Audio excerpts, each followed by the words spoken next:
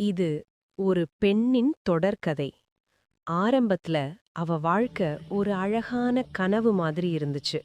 அப்பா, அம்மா, அந்த 15 வயசு பொண்ணு. அவங்க உலகத்துல அன்பு மட்டும்தான் நிறைஞ்சிருந்துச்சு. அந்த சிரிப்பு சத்தம் அந்த வீட்டையே அழகாக்கிச்சு. ஆனா விதி யார விட்டு வச்சது? ஒரு விபத்துல அப்பா அம்மா 2 பேரையும் யமன் கொண்டு போயிட்டான். சுடுகாட்டுல எரிஞ்சு போற அந்த சிதைய பார்த்து அந்த பிஞ்சு நெஞ்சு கதறி அழுத சத்தம் அந்த ஊரையே உலுக்கிடுச்சு. பெத்தவங்கள பறி கொடுத்துட்டு அனாதையா நின்னப்போ அந்த வயசான பாட்டி தான் அவளை தான் உசுரா நினைச்சு அரவணைச்சுக்கிட்டாங்க. சோறு இல்லைனாலும் பாசத்தை ஊட்டி வளர்த்தாங்க. காலம் ஓடுச்சு. அந்த பொண்ணுக்கு இப்போ 20 வயசு. ஆனா பாட்டிக்கு உடம்பு தளர்ந்து போச்சு.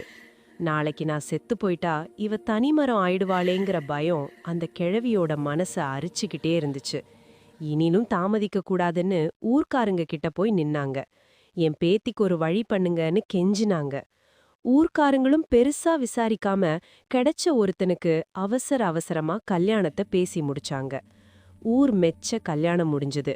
கடமை முடிஞ்சதுன்னு நினைச்சாலோ என்னவோ, பேத்திய கரையேத்தின சில நாள்லயே அந்த பாட்டி உசிர விட்டுட்டாங்க.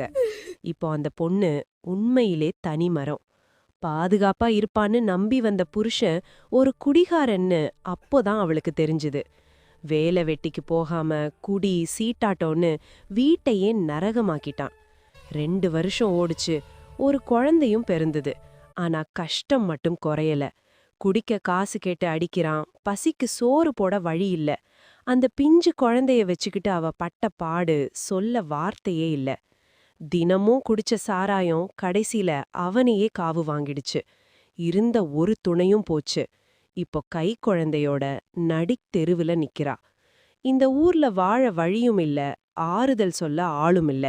இனி இந்த ஊரே வேணான்னு முடிவு பண்ணா. கையில ஒரு பையும் இடுப்புல குழந்தையும் சுமந்துகிட்டு திக்கு தெரியாத ஒரு நகரத்தை நோக்கி நடக்க ஆரம்பிச்சா. எங்க போறான்னு தெரியல. ஆனா இப்போ ஒரு கேள்வி மிச்சம் இருக்கு.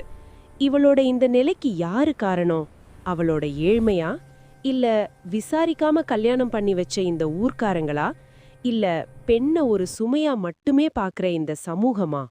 விடை தெரியாமலே அந்த பயணம் தொடரும். Kindly request that you subscribe to my channel, Humanities Compassion, if you would be so kind. Please!